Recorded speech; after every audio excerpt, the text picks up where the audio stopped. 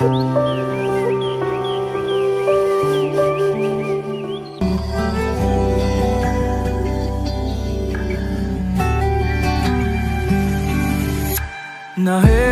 मलाई त्यसरी माया बसिला है बेसरी भुलाऊ भन्छौ आज तिमी तर भुलाउनु कसरी माया। 1 साल पहले मैं मुल्तान से वापस लाहौर आने के लिए एक बस स्टॉप पर खड़ा था कि अचानक मुझे वहाँ एक रोती हुई लड़की दिखाई दी। तो मैं उसके पास गया और उससे रोने की वजह पूछी कि वो आखिर क्यों रो रही है। वो मुझे कहने लगी कि मेरे अब्बू लाहौर में नौकरी करते हैं और थोड़ी देर पहले उनके दफ्तर से कॉल आई है कि उनका एक्सीडेंट हो गया है और वो लाहौर के एक अस्पताल में एडमिट है। मैं लाहौर जाने के लिए पिछले 1 घंटे से बस का इंतज़ार कर रही हूँ, लेकिन कोई बस नहीं आ रही।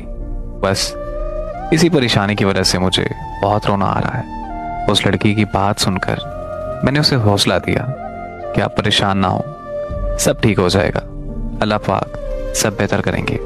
इतनी देर में बस आ गई और हम दोनों लाहौर के लिए निकल आए। मैं उसका ध्यान बटाने के लिए इधर उधर की बातें करता रहा और फिर लाहौर पहुंचते ही मैंने उसे अपना नंबर दिया और ये कहा कि अगर उसे किसी भी चीज़ की ज़रूरत हो तो वो मुझे कॉल कर सकती है। फिर वो अस्पताल चली गई और मैं अपने घर आ गया।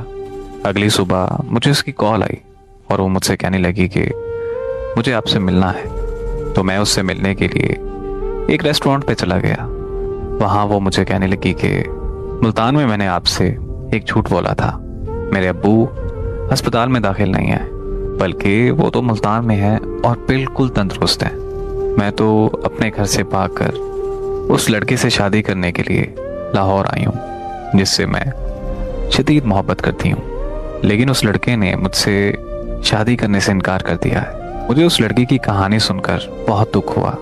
तो मैंने उससे पूछा कि क्या मैं उसकी कोई मदद कर सकता हूँ। उसने कहा कि मैं यहाँ किसी को नहीं जानती और अभी अपने घर वापस भी नहीं जा सकती, तो क्या तुम मुझे कुछ दिन के लिए अपने घर रख सकते हो। मुझे उसकी हालत देखकर उस पर बहुत तरस आया, लेकिन मैं उसे अपने घर नहीं लेके जा सकता था क्योंकि मेरी फैमिली उसको घर रखने के लिए कभी तैयार ना होती। इसीलिए मैंने उसे साफ साफ इनकार कर दिया। मेरा इनकार सुनते ही वो वहाँ से रोती हुई चली गई। मैं घर वापस आया तो बहुत परेशान था। अम्मी ने मुझसे परेशानी की वजह पूछी तो मैंने अम्मी को सारी बात बताई। तो मेरी अम्मी ने कहा कि जाओ और उसे घर ले आओ, और इस तरह मैं उसे अपने घर ले आया और कुछ दिनों के लिए वो हमारी फैमिली का हिस्सा बन गई और मुझे उससे बहुत प्यार हो गया। एक दिन हम दोनों घर की छत पर बैठे थे तो मैंने उसे प्रपोज कर दिया। वो लड़की बहुत खुश हुई और मुझे कहने लगी कि इससे बड़ी खुशकिस्मती मेरे लिए क्या हो सकती है। उसने मेरा प्रपोजल एक्सेप्ट कर लिया। इस तरह हम दोनों की शादी हो गई और हम अपनी ज़िंदगी हंसी खुशी गुजारने लगे।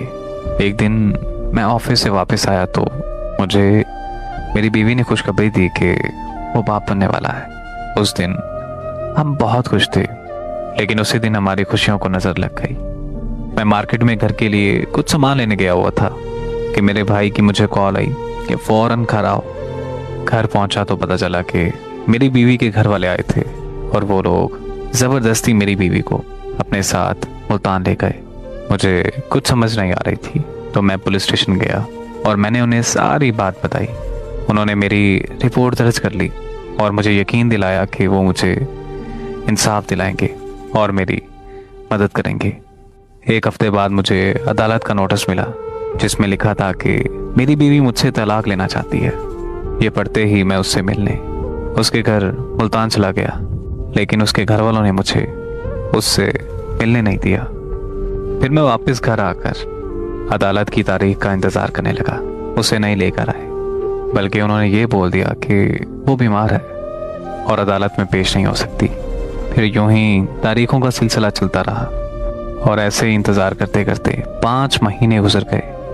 फिर एक तारीख पर उन्हें मेरी बीवी को लाना पड़ा।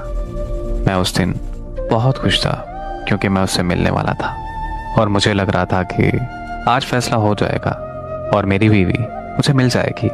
लेकिन जब मैंने अपनी बीवी को देखा तो मेरे पैरों तले ज़मीन निकल गई, क्योंकि मैंने देखा कि उसके पेट में बच्चा नहीं है, यानी वो मेरा बच्चा गिरा चुकी थी। फिर उसने जज के सामने कहा कि मुझे इससे तलाक चाहिए क्योंकि मैं उस पर तशद्दुद करता हूँ और मेरे तशद्दुद की वजह से मेरा बच्चा ज़ाया हो गया। यकीन करें कि वो दिन मेरे लिए क़यामत का दिन था, जब जज साहब ने हमेशा हमेशा के लिए हमारी जुदाई लिख दी। मैं उस दिन ऐसा खामोश हुआ कि अब मेरा किसी से बात करने को भी दिल नहीं करता। मैं अगर चाहता तो अपने बच्चे के कत्ल का केस कर सकता था, लेकिन मैंने अपना ये मामला अपने अल्लाह के सुपुर्द कर दिया और दिल में ये ठान लिया कि मेरा इंसाफ अल्लाह करेगा।